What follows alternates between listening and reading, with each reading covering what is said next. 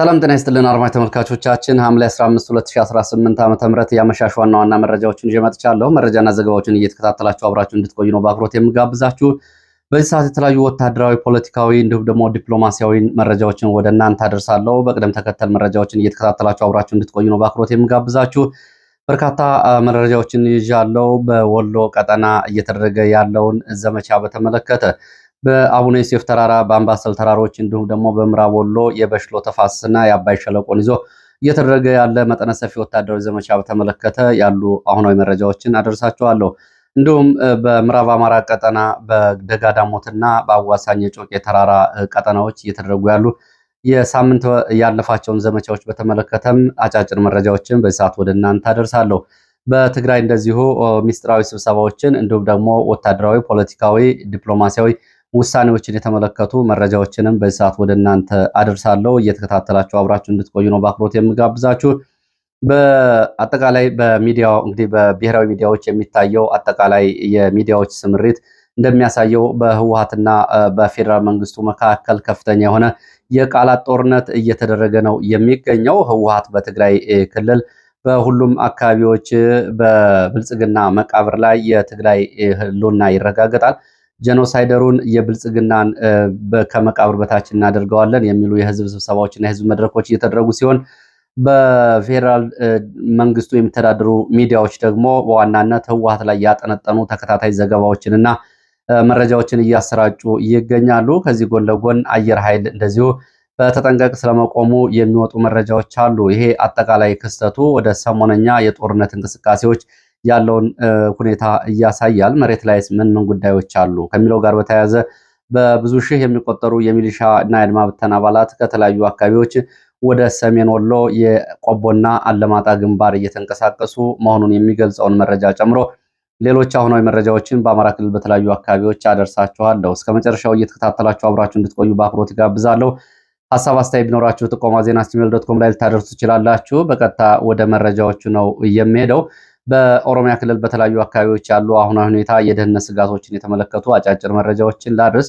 በሆሮ ጉዱሩ ወለጋና ምስራቅ ወለጋ ዞኖች በጃርዴጋ፣ ጃርቴ፣ ደንጎሮ፣ ጊዳ አያና፣ እንዶደዲቾ አካባቢዎችና ኪረሙ ወረዳ ከፍተኛ ወታደራዊ እንቅስቃሴና ዘመቻዎች መኖራቸውን፣ በምዕራብ ወለጋ ዞን ደግሞ ከመንደር 19 እስከ መንደር 21 ባሉት አካባቢዎች አሁን በፊት እነዚህ አካባቢዎች በርካታ ሰዎች ተፈናቅለውባቸው የነበሩ አካባቢዎች ከመሬት ነቀላና የነዚህ ሰዎች የያዟቸውን መንደሮች መልሶ ለመቆጣጠር በተለይ በ1977 ዓ.ም ከሰሜኑ ኢትዮጵያ አካባቢ በተለይ ከሰሜን ወሎና ከምዕራብ ወሎ አካባቢ ወደ እነዚህ አካባቢዎች መጥተው መኖር ያደረጉና መኖር የጀመሩ የአማራ ተወላጆች ላይ ያነጣጠሩ አዳዲስ ስጋቶች ስለመኖራቸው፣ በሶማሊያና ኦሮሚያ ክልል አዋሳኝ አካባቢዎች እንደዚሁ አዳዲስ የጸጥታ ውጥረቶች መኖራቸው፣ በሲዳማና በኦሮሚያ የምስራቅ ጉጂና የምስራቅ ሲዳማ አካባቢዎች አዳዲስ ጥቃቶች መቀስቀሳቸውን፣ በአርሲ ሃይማኖታዊ ጉዳዮችን በተመለከተ ሸርካ ተብሎ በሚጠራው አካባቢ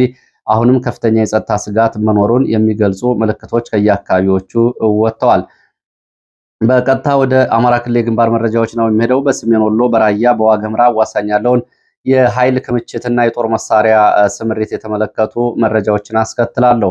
በሰሜን ወሎ ዞን በመቄት ወረዳ የሚገኙ የሚሊሻና የአድማ ብተና አባላት ወደ ግንባር ዛሬ ሌሊት ተጭነው መወሰዳቸውን የወረዳው የመረጃ ምንጮች ገልጸዋል። የኢትዮ ፎከስ የመቄት አካባቢ የመረጃ ምንጮች እንደገለጹት ዛሬ ማለዳ ከ90 በላይ የሚሊሻ አባላት ከ40 በላይ የፖሊስ አባላት ከአንድ ወረዳ ተጭነው ወደ ራያ ቆቦ፣ ራያ አላማጣ ግንባር መንቀሳቀሳቸውን ገልጸዋል። ከህወሓት ጋር ያለው ከፍተኛ ውጥረት ተከትሎ ከአማራ ክልል ፖሊስ፣ ሚሊሻ፣ አድማ ብተና ከ30 ሺህ በላይ ኃይል ወደ የተለያዩ ግንባሮች ለማንቀሳቀስ እቅድ መኖሩን የወጡ መረጃዎች ይገልጻሉ። አዲስ ምልመላም በየአካባቢዎቹ እየተደረገ ሲሆን በሰሜን ምዕራብ አማራ ቀጠና በቋራ አካባቢም በርካታ ቁጥር ያለው የሚሊሻና የፖሊስ ኃይል ተጭኖ ከወረዳው ስለመውጣቱ የመረጃ ምንጮቹ ጠቁመዋል። በትግራይ አዋሳኝ አካባቢዎች ያለውን ስጋት በተመለከተ ህወሓት እያደረገ ያለው የጦር ቅስቀሳን ተከትሎ በዋግኽምራ፣ አበርገሌ፣ ዛታ፣ ኮረም 3 ግንባሮች፣ በራያ ፊት ለፊት ባሉ ግንባሮች ደግሞ በ5 ግንባሮች ዋጃን ዋናውን መስመር፣ መረዋ፣ ራያ ዞብል፣ ራያ ባላና በራያ ጨርጨር በሚገኙ ግንባሮች በአፋር በሚወስዱ ዋና ዋና መስመሮች ከፍተኛ የኃይል ክምችት በህወሓትም በፌዴራል መንግስቱ በኩልም እየተደረጉ እንደሆኑ የወጡ መረጃዎች ይገልጻሉ። የጦር መሳሪያና የነዳጅ አቅርቦቶች ስምሪትም በተመሳሳይ በራያና ዋግ ኽምራ አዋሳኝ መስመሮች እንዲሁም ደግሞ በሌሎቹ አካባቢዎች ያሉት አጠቃላይ ወታደራዊ እንቅስቃሴዎች ከወትሮ በተለየ ሁኔታ ተጠናክረው ቀጥለዋል። በዚሁ በሰሜን ወሎ ዞን በተለያዩ አካባቢዎች ያሉ ዘመቻዎችም እንደቀጠሉ መሆናቸውን የገለጹት የመረጃ ምንጮች በወልዲያ ከተማና በአካባቢው በቅርብ ርቀት በሚገኙ መርጦ፣ ዜትበር እንዲሁም ደግሞ በስተ ሰሜን ምዕራብ የወልዲያ አካባቢዎች በቅሎ ማነቂያና የአንጎት አካባቢዎች ከፍተኛ ወታደራዊ ስምሪትና ወታደራዊ እንቅስቃሴዎች መኖራቸውን የመረጃ ምንጮች ገልጸዋል። በሌላ በኩል በጋሸና ቀጠና ከጋሸና ላሊበላ በሚወስዱ ዋና ዋና መንገዶች ዛሬ የከባድ መሳሪያ የመድፍ ድብደባ እንደነበር ከአካባቢ የወጡ መረጃዎች ገልጸዋል። ከጋሸና ወደ ላሊበላ በሚወስደው ዋናው መንገድ ድብኮ፣ ጣጃ ተብሎ በሚጠሩ አካባቢዎች ዛሬ ማለዳ የከባድ መሳሪያ ድብደባዎች ተፈጽመዋል። በዚህ ምክንያት በመኖሪያ ቤቶች ላይ ጉዳት ደርሷል። የአካባቢው አርሶ አደሮች በከባድ መሳሪያ ድብደባ ምክንያት የእርሻ ስራቸውን በድንጋጤ ምክንያት አቋርጠው እንደነበር የመረጃ ምንጮች ገልጸዋል። ይሄ የከባድ መሳሪያ ድብደባ እየተደረገው ምንም አይነት ውጊያም ሆነ ቀጠናዊ የኃይል ስምሪት በሌለበት ወደ ጣጃና ድብኮ እንዲሁ የአዳፍኒ ጥቃት እና ድብደባዎች ናቸው የተፈጸሙት ተብሏል። በዚሁ ሰሜን ወሎ በግዳን ጣፈላ፣ ማይ፣ ኩልመስክ፣ ሙጃ መውጫ መስመሮችም ተመሳሳይ የእግረኛ ዘመቻዎችና አልፎ አልፎ የከባድ መሳሪያ ድብደባዎች ስለመኖራቸው ከአካባቢ ወጡ መረጃዎች ይገልጻሉ። በምስራቅ አማራ አካባቢዎች የሚገኙ በአጠቃላይ በሰሜን ወሎ፣ በደቡብ ወሎ፣ ምዕራብ ወሎ ቀጠናዎች ከአባይ ሸለቆ እስከ በሽሎ ተፋሰስ ከአቡነ ዮሴፍ ተራሮች እስከ አምባሰል ሰንሰለታማ ተራሮች እስከ ላስታ፣ ደላንታ፣ ዋርላ፣ ዳውንትና መቅደላ ባሉ ተራራማ ስፍራዎች መጠነ ሰፊ የእግረኛና የመካናይዝድ ወታደራዊ ዘመቻ እየተካሄደ እንደሚገኝ ከየአካባቢ የወጡ መረጃዎች ይገልጻሉ። እንደ መረጃ ምንጮቹ ገለጻ ከሆነ በሁለት ዋና ዋና የጦር እዞች የተከፈለው ይህ አጠቃላይ ቀጠናዊ ኃይል መረጃ ምንጮቹ ገለጻ ከሆነ በሁለት ዋና ዋና የጦር እዞች የተከፈለው ይህ አጠቃላይ ዘመቻ በ15 ቀናት ውስጥ ቀጠናዎቹን ለመቆጣጠር ታቅዶ እየተከናወነ ያለ ወታደራዊ ኦፕሬሽን ወይም ደግሞ ዘመቻ መሆኑ ተገልጿል። በጀነራል ሰለሞን ኢተፋ የሚመራው ይህ እዝ ከሐይቅ ጀምሮ እስከ ኮን ድረስ ያሉትን የዋናውን መስመር የሐይቅ፣ ውጫሌ፣ መርሳ፣ ውርጌሳ፣ ወልዲያን ጨምሮ ወደ ደጋማው የጋሸና ቀጠና ባሉት መስመሮች የሚመራ ኃይል ስምሪት ሲወስድ በምዕራብ አምባሰል ሰንሰለታማ ተራሮችን ጨምሮ ግዳጅ ተሰጥቶታል ነው የተባለው። 11ኛ እዝ ተብሎ የሚጠራው ደግሞ በሰሜን ወሎ እና ምዕራብ ወሎ አካባቢዎች ጀነራል አድማሱ አለሙ የሚመራው ኃይል በምዕራብ ወሎን ደሴን አካሎ እስከ ምስራቅ የአምባሰል ተራሮች ድረስ ያለውን ቀጠና ስምሪት ተሰጥቶታል ተብሏል። በዚህ ከባድ መሳሪያዎችና በአየር ኃይል የሚደገፍ ዘመቻ ከ18000 በላይ መከላከያ፣ ከ15000 በላይ የፖሊስ የአድማ ብተና ኃይል ስምሪት እንደወሰደ የወጡ መረጃዎች ገልጸዋል። በአጠቃላይ ከ33000 በላይ ሰራዊት በዚህ ውጊያ ቀጠና መሰማራቱን የገለጹት የመረጃ ምንጮች በተጨማሪ በኦርጌሳና በአካባቢው እንደዚሁ ከየአካባቢው ህዝብን ወደ ለዘመቻ ድጋፍ በሚል በየአካባቢው ወጣቶች ወደ ግንባር እየተወሰዱ መሆናቸውንም መረጃ ምንጮች ገልጸዋል። ይህ በእንዲህ እንዳለ ዛሬ በተፈጸመ የድሮን ጥቃት በቤተክርስቲያን በኢትዮጵያ ኦርቶዶክስ ተዋሕዶ ቤተክርስቲያን ገዳም ላይ በተፈጸመ የድሮን ጥቃት በምዕመናን ላይ አሰቃቂ ጉዳት ደርሷል። ዛሬ ከሰዓት በኋላ ከወጡ መነጋገሪያ መረጃዎች መካከል አንዱ ይሄ ነው። በአማራ ክልል በቀጠለው ጦርነት የኢትዮጵያ ኦርቶዶክስ ተዋሕዶ ቤተክርስቲያን የቤተክርስቲያኗ ዋና ዋና ተቋማት አብያተ ክርስቲያናት፣ ገዳማት እንዲሁም ደግሞ የአብነት ትምህርት ቤቶችና ሌሎች የቅዱሳን ስፍራዎች የጥቃቱ ኢላማ ከሆኑ ቆይተዋል። ዛሬ በጥንታዊ ገዳም በምዕራብ ወሎ ቦረና ሳይንት ወረዳ አባይ ሸለቆ አቅራቢያ በሚገኝ ቅድስት አርሴማ እየተባለ በሚጠራ ገዳም ላይ በተፈጸመ የድሮን ጥቃት ከ17 በላይ ምዕመናን ጉዳት ደርሶባቸዋል። 8ቱ ሕይወታቸው ስለማለፉ ሲገለጽ 11 የሚሆኑት ደግሞ በመካነ ሰላም ሆስፒታሎች ሕክምና እየወሰዱ ይገኛሉ። ይህንን በተመለከተ የዓይን እማኞች በገዳሙ ውስጥ ምንም አይነት ወታደራዊ እንቅስቃሴ እንዳልነበርና ከመነኩሳትና ከምዕመናን ውጭ በአካባቢው ምንም አይነት ኃይል እንዳልነበር የገለጹት የመረጃ ምንጮች ሆን ተብሎ በገዳሙ ላይ በተፈጸመ ጥቃት ነው መነኩሳትና ምዕመናን የተገደሉት ተብለዋል። በነገራችን ላይ ይህንን የሚያሳዩ ተንቀሳቃሽ ምስሎችና የፎቶግራፍ ማስረጃዎች ከገዳሙ ወጥተዋል። ጥቃት ሊፈጸም የቻለው ይላሉ የመረጃ ምንጮች ቀድመው አካባቢውን የሚያውቁና አሁን እጅ የሰጡ የቀድሞ የፋኖ መሪዎች ባስተላለፉት የተሳሳተ ጥቆማ ምክንያት እንደሆነ ምንጮቹ አክለው ገልጸዋል። ወታደራዊ መረጃ ምንጮቹ እንደሚያስረዱት ባለፉት 3 ዓመታት በተደረጉ ተከታታይ የአየር፣ የምድር፣ የመካናይዝድ የኮማንዶ ዘመቻዎች ያልተሳካው ግብና ዘመቻ አሁን በእግረኛም በሁለት ዝም እንዲሁም ደግሞ በአየር ኃይልም ቢታገዝ በዚህ ቀጠና የሚያመጣው ለውጥ የለም ብለዋል። ይህንን የገዳሙን የድሮን ድብደባ በተመለከተ በአካባቢው ከአሁን በፊት እጅ የሰጡ የቀድሞ የፋኖ መሪዎች አካባቢው ላይ ወታደራዊ ይዞታ እንመሰርታለን በሚል ከ6 ወራት በፊት በአካባቢው ሲንቀሳቀሱ እንደነበርና ይህንን መረጃ ምንም ባልተጨበጠ ሁኔታ አሳልፈው በመስጠት ገዳሙ ለጥቃት እንዲጋለጥ አድርገዋል። ዛሬ በገዳሙ በተፈጸመው ጥቃት በፋኖም ሆነ በሌላ የኃይል ላይ የደረሰ ምንም ጉዳት የለም።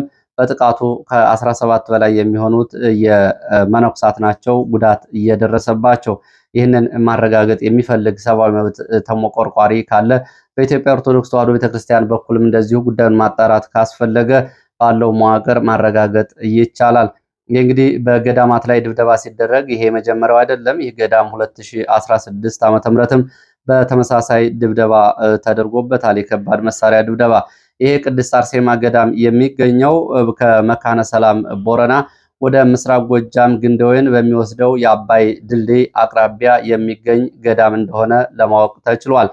ወደ ጎጃም ቀጠናዎች ስንሄድ በምዕራብ አማራ እና በጎጃም የጮቄ ተራራ እና ደጋዳሞትን ማዕከል በማድረግ የተከፈተው ሰፊ ወታደራዊ ዘመቻ ከአንድ ሳምንት በላይ ያስቆጠረ ሲሆን በርካታ ቀጠናዎች በከባድ ውጊያ እየተካሄደ እንደሚገኝ ከየአካባቢ የወጡ መረጃዎች ያመላክታሉ።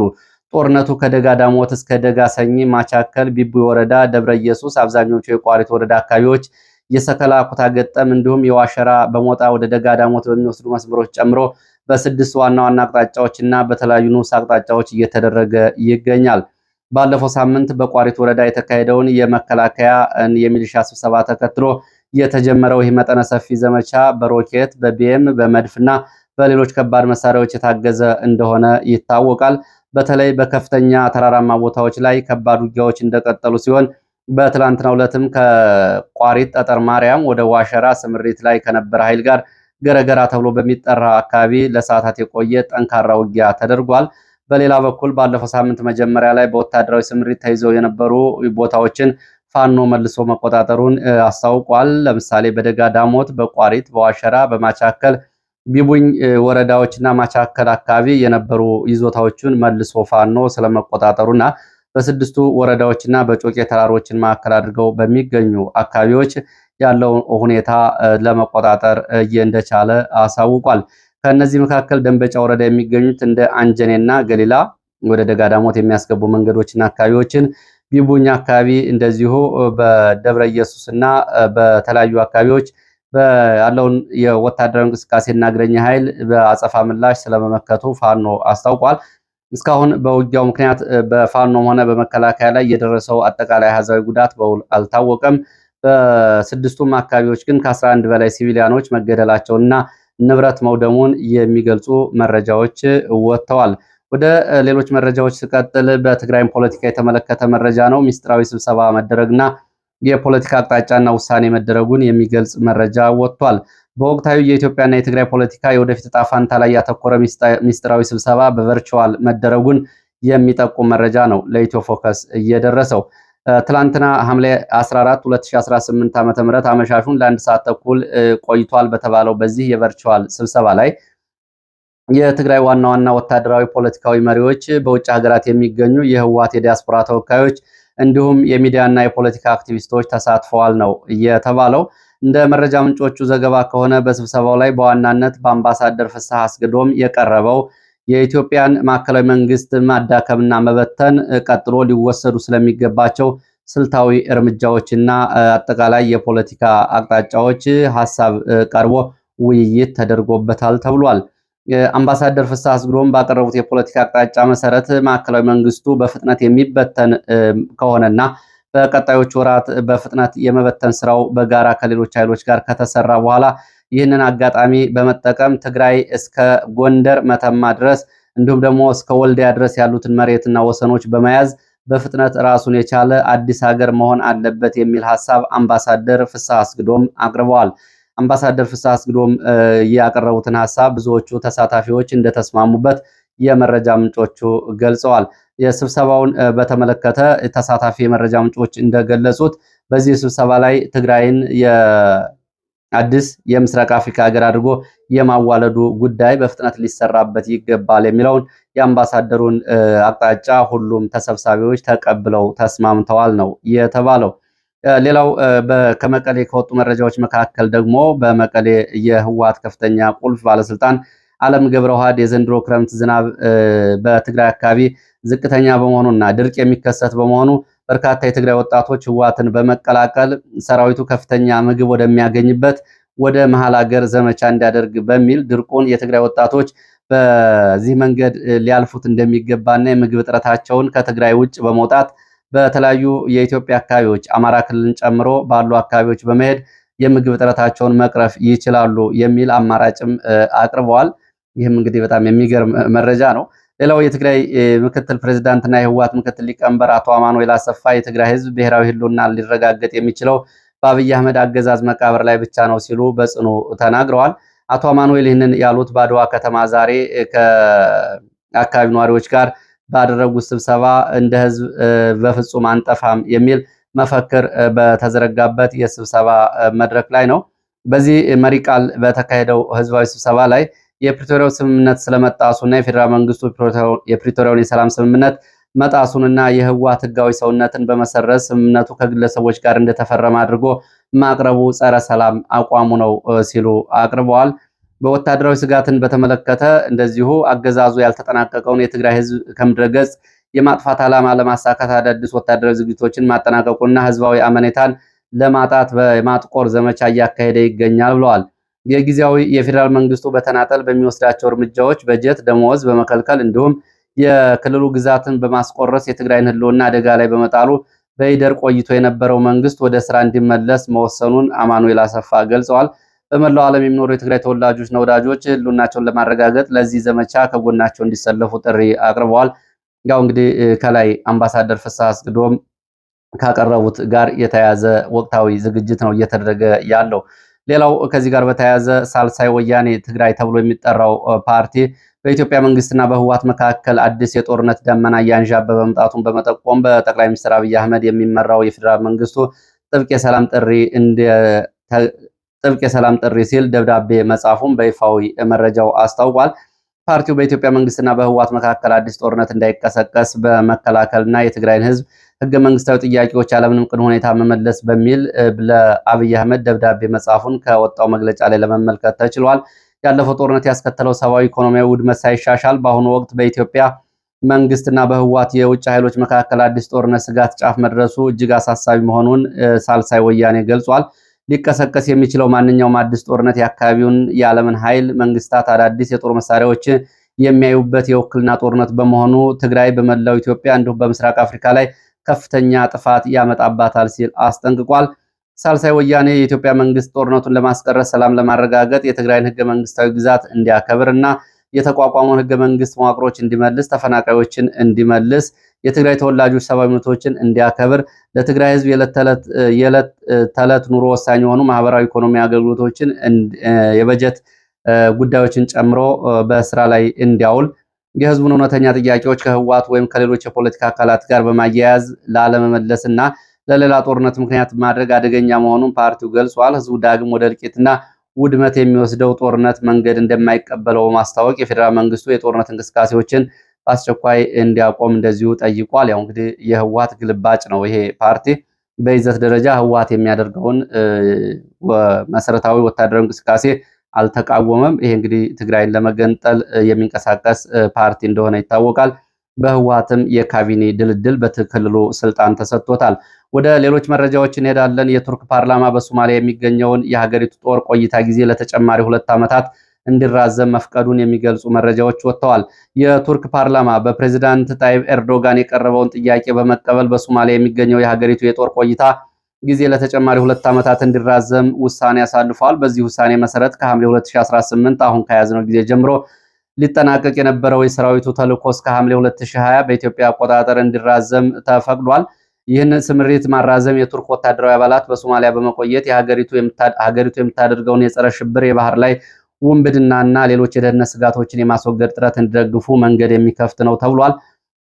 የባህር ላይ የንግድ መስመሮችና የቀጠናው ደህንነት የቱርክ ፕሬዝዳንት ጽህፈት ቤት በፓርላማው ባቀረበው ማብራሪያ ቆይታ ጊዜው እንዲራዘም የተደረገው ሁለቱ ሀገራት በመከላከያ በኢኮኖሚ ትብብር ማዕቀፍ ስምምነት መሰረት ነው ሲል ገልጿል። ያው ቱርክ እንግዲህ አሁን በዚህ የሶማሊያ ተልዕኮ የኢኮኖሚ ሀብቷን እንድትጠብቅላት የመከላከያ ተቋሞቿን አቅም እንድታሳድግላት ሶማሊያ ጠይቃለች በሚል የሶማሊያ መረጋጋት ለአፍሪካ ቀንድ ብቻ ሳይሆን ለኤደን ባህረ ሰላጤና የአረብ የህንድ ውቅያኖስ የሚያገናኙ የዓለም ንግድ መስመሮች ደህንነት ዋስትና ነው በሚል ቱርክ ከፍተኛ የአየር ኃይል፣ የባህር ኃይል፣ የምድር ኃይል በሶማሊያ እያሰፈረች ትገኛለች። ጉዳዩ ከኢትዮጵያ ጋርም በተቃራኒ ነው። ቱርክ ከ200 ዓመታት በኋላ እንደገና በአፍሪካ ቀንድና በቀይ ባህር የተሳካ ወታደራዊ ስምሪት የኃይል የበላይነት በሞቃዲሾ ቀጠና በኩል እያደረገች እንደሆነ ነው የሚታመነው። እየጎለበተ የመጣው የቱርክና የሶማሊያ ወታደራዊ ትብብርን በተመለከተ በሶማሊያ ጋር የጠበቀ ዲፕሎማሲያዊ ልማት ወታደራዊ ግንኙነት ለመገንባት በሚል እንግዲህ አንካራ ከሀገሯ ውጭ የሚገኘው ትልቁ ወታደራዊ ስልጠና ማዕከል በሞቃዲሾ መክፈቷም ይታወቃል። አልሸባብን የመመከት አቅም በሚል የተከፈተው የቱርክ ወታደራዊ ካምፕ በቀጠናው የኃይል የበላይነትን ለመቆጣጠር ነው። የቱርክ ምክትል የውጭ ጉዳይ ሚኒስትር አምባሳደር ሙሳ ኩላክሊካ ከሶማሊያ የስቴት የውጭ ጉዳይ ሚኒስትር አሊ መሐመድ ኦማር ጋር በትናንትናው ዕለት በአንካራ መወያየታቸውም ታውቋል። በሶማሊያ የፌዴራል ምርጫ ሂደትና በዋና ዋና ሀገራዊ ጉዳዮች በቂ ስምምነት አልተደረሰም በሚል የጁባላንድና የፑንትላንድ ልዑካን ቡድኖች ሞቃዲሾ ይካሄድ በነበረው የፖለቲካ ውይይት ላይ አቋርጠው መውጣታቸውም ከሞቃዲሾ ከተሰሙ መረጃዎች መካከል ይገኝበታል። ልዑካን ቡድኑ የፕሬዝዳንት ሐሰን ሼህ መሐመድ በምርጫ ሂደቱና በፌዴራል ስርዓቱ ዙሪያ የመለሳለስና መደራደር አልፈለጉም ሲሉ ወንጅለው ነው ስብሰባ ረግጠው የወጡት። የፌዴራል መንግስቱ እስካሁን በኦፊሳላዊ ምላሽ አልሰጠም። በሌላ በኩል ፑንትላንድ ክልል ውስጥ የህግ የበላይነትን መሸርሸር የፕሬዝዳንት ሰይድ አብዱላሂኒ አስተዳደር ከውጭ አካላት ከተባበሩት አረብ ኤሚሬትስ ጋር በመሆን ግንኙነቶችና የጸጥታ ችግሮችን ያባብሳሉ በሚል ሞቃዲሾ እየተቸች ትገኛለች። ወደ ሱዳን መረጃው ስንሄድ በሰሜንና ምዕራብ ዳርፉር ሱዳን ጦር የጋራ ኃይሎች እያደረጉ ባሉት ዘመቻ አርኤስኤፍ ኃይሎች ጉዳት ደርሶባቸዋል። ከኒያላ ከተማ ወደ ደቡብ ማሊ ባማኮ እየሸሹ እንደሚገኙ መረጃዎች ገልጸዋል። በሊቢያ አቅራቢያ የሚገኙ የኩፋር አውሮፕላን ማረፊያ የካርጎ አውሮፕላኖች እንቅስቃሴ ከፍተኛ ሁኔታ መጨመሩን ዛሬ ወጡ መረጃዎች ገልጸዋል። የሳተላይት ምስሎቹ አርኤስኤፍ ሎጂስቲክ አቅርቦትን በዚህ መስመር እያስገባ እንደሆነ ነው የጠቆሙት። አርኤስኤፍ የድሮን ጥቃቱን በመቀጠል በቻድ ድንበር አቅራቢያ በሚገኙ ባሚና ከተማ ላይ ዛሬ ባደረሰው የድሮን ጥቃት በምስራቅ ቻድ የሚገኙ ከተማ ነዋሪዎች ላይ ጥቃቶችን አድርሶ በርካቶች ስለመገደላቸው ተገልጿል። የሱዳን የመርሆች ዲክላሬሽን ኃይል በናይሮቢ ባደረገው ስብሰባ ጦርነቱን ለማቆም የሲቪል አስተዳደርን ለመመለስና ተጠያቂነትና ስርዓትን ለመዘርጋት የሚያስችል የ3 ወር የጋራ ፖለቲካዊ ስራና ራዕይ ማጽደቁም ታውቋል። ይህ ስምምነት በአፍሪካ ህብረት በኢጋድና በአረብ ሊግ አስተባባሪነት ለሚደረገው የሰላም ምክክር አስቀድሞ የተደረገ እንደሆነ የመረጃ ምንጮቹ ገልጸዋል። በሌላ በኩል የአሚሶም አዲሱ የሶማሊያ ተልዕኮን በአሜሪካ የሎጂስቲክ ድጋፍ ማቆም ምክንያት በገንዘብ እጥረት ምክንያት አደጋ ላይ ወድቋል ተብሏል። በሞቃዲሾ ቀጠና ያለው የአሚሶም ስምሪት ሶማሊያ የኢትዮጵያ ወታደሮች ተልዕኮ ውስጥ እንዳይካተቱና በምትካቸው የግብጽ ጦር እንዲገባ መፈለጓን ተከትሎ በአባይ ፖለቲካ ምክንያት ግብጽና ኢትዮጵያ በመካከል ያለው ውጥረት ተጨማሪ ደረጃ ላይ ደርሷል፣ ተባብሷል። አልሸባብና የየመኑ ሁቲዎች በባህር ላይ የመሳሪያና የድሮን ቴክኖሎጂን መረጃ ልውውጥን ጥምረት መፍጠራቸው በቀይ ባህርና በኤደን ባህረ ሰላጤ ላይ ዛሬ ከባድ የደህንነት ስጋት ከደቀኑ ጉዳዮች መካከል ዘገባዎች ይዘው ወጥተዋል። የሁቱ አማጽያን የሳውዲ አረቢያን የባህር ክልልና የቀይ ባህርን እንዲሁም ደግሞ ዋናውን ሰርጥ ለመዝጋት እየተንቀሳቀሱ መሆናቸው ተገልጿል። ይህንን ለማስቆም እስራኤል አረብ ኤሚሬትስ በሶማሊላንድ በኩል አዲስ እንቅስቃሴ መጀመራቸው ሲገለጽ፣ አሜሪካም ስጋቱን ለመቅረፍ ከግብጽ እንዲሁም ደግሞ በቀጠናው የቀይ ባህር ተጋሪ ሀገራት ጋር ለመስራት ዝግጅት እያደረገች እንደሆነ ለማወቅ ተችሏል። ለዚህ ሰዓት የነበሩ መረጃዎች እነዚህ ናቸው። በሌላ ተመሳሳይ መርሃ ግብር እስከምንገናኝ መልካም ጊዜ